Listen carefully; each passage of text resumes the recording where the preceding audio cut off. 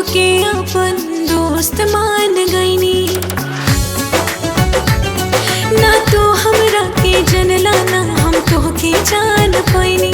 सच्चा दिल से तोहके अपन दोस्त मान गईनी। जवन भइल झगड़ा झगड़ी मन साफ कर दो।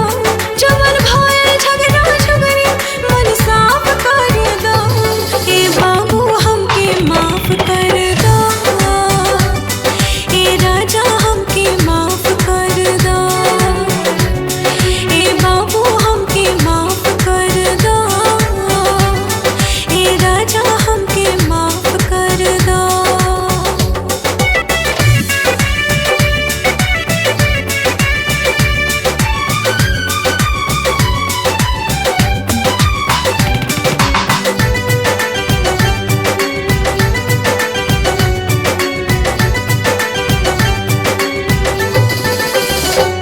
अब जे गलती हुई कावनो राजा।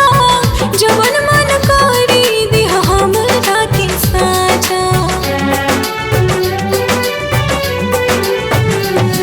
अब जे गलती हुई कावनो राजा।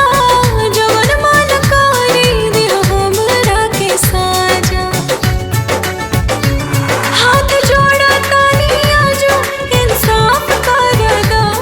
हाथ जोड़ा तानी आजो इंसाफ कर दो। ए बाबू हमके माफ कर दो। ए राजा हमके माफ कर दो।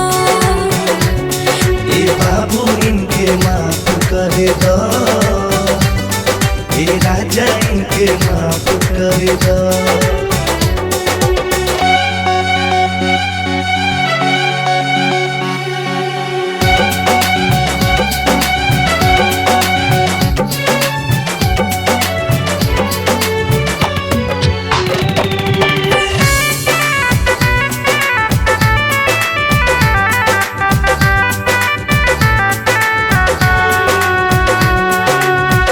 देबो न माफी तो फसरी लगाई।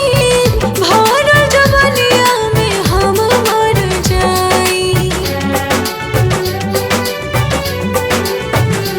हाँ देबो न माफी तो फसरी लगाई। भरल जवनिया में हम मर जाई।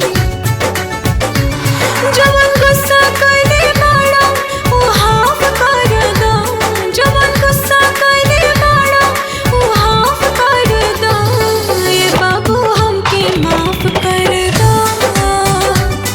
ए राजा हमके माफ कर दो। ए बाबू इनके माफ कर दो। ए राजा इनके माफ कर दो।